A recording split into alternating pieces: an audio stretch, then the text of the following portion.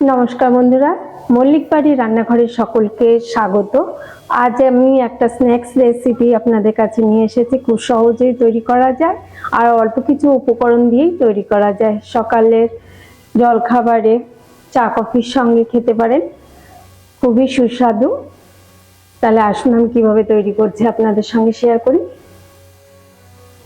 প্রথমে আমি এখানে বোনলেস চিকেন নিয়ে নিয়েছি, এরকম ছোট ছোট টুকরো করে কেটে নিয়েছি। এবার এর মধ্যে দিয়ে দেবো 1 চামচ পরিমাণে আদা বাটা, 1 চামচ রসুন বাটা, হাফ চামচ পরিমাণে জিরে গুঁড়ো, 1 চামচ পরিমাণে লাল লঙ্কা গুঁড়ো, ঝালটা অবশ্যই আপনাদের স্বাদ অনুযায়ী দেবেন। গোলমরিচ গুঁড়ো দিয়ে দিলাম হাফ চামচ, আর দিয়ে দিলাম বেকিং পাউডার অল্প পরিমাণে। এখানে কর্নফ্লাওয়ার দিয়ে দিলাম হাফ কাপ পরিমাণে, ময়দা দিয়ে দিলাম 1/4 কাপ, পাতিলেবুর রস দিয়ে দিলাম 1 চামচ, আর ডিম দিয়ে দিলাম একটা। দিয়ে দেবো স্বাদ মতো লবণ, আর দিয়ে দিলাম হাফ চামচ পরিমাণে সোয়া সস। এবার সব কিছু দিয়ে ভালো করে একটু মেখে নেব।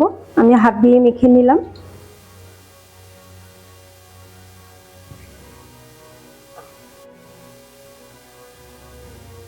এইভাবে মেখে আমি 10 মিনিটের জন্য রেখে দেবো। 10 মিনিট বাদে ফিরে এলাম। এর মধ্যে সামান্য গরম মশলা গুঁড়ো দিয়ে দিলাম, দিয়ে আবারও একটু ভালো করে মেখে নিলাম।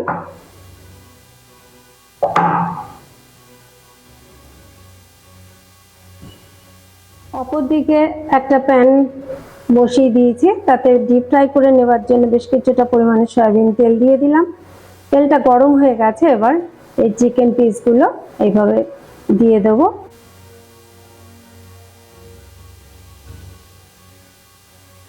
বেশি আঁচে দিলে ওপরটাকে ভাজা হয়ে যাবে, ভেতরটা কিন্তু ভালোভাবে হবে না, তার জন্য আমার আঁচটা কমিয়ে দিতে হবে।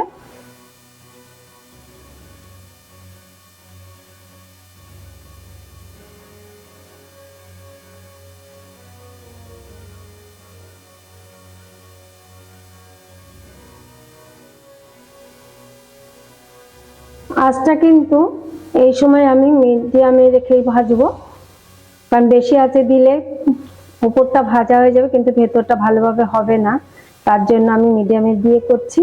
এক পিঠ হয়ে গেলে আর এক পিঠ উল্টে দেবো।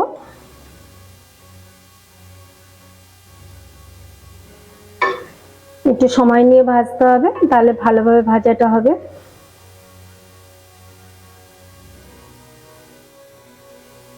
একটু বারবার করে উল্টে দেবো, সব দিকে যেন ভালোভাবে ভাজা হয়।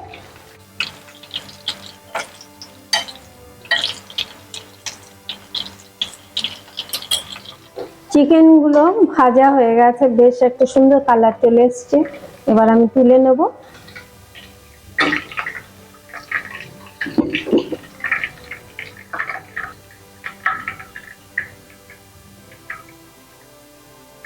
তুলে নিলাম। পরের ব্যাচগুলো দিয়ে দেবো।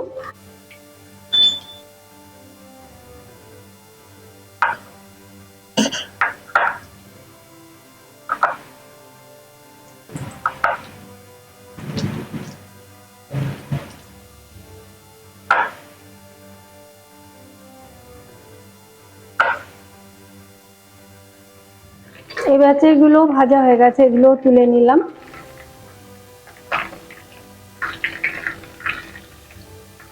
তৈরি হয়ে গেল গরম গরম চিকেন ফ্রাই। চা কফির সঙ্গে খেতে ভীষণই ভালো লাগে আর খুব সহজেই তৈরি করা যায়। আমি মেয়োনেজ দিয়ে পরিবেশন করলাম, চাইলে আপনারা সস দিয়েও খেতে পারেন, টমেটো সস।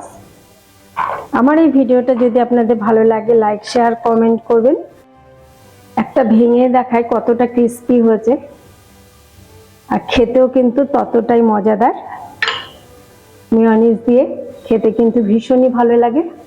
আর নতুন নতুন রেসিপির আপডেট পেতে আমার চ্যানেলটিকে সাবস্ক্রাইব করবেন, পাশে থাকা বেল আইকনটিকে প্রেস করতে ভুলবেন না। আবার আসবো অন্য কোনো রেসিপি নিয়ে। আপনারা ভালো থাকুন, সুস্থ থাকুন।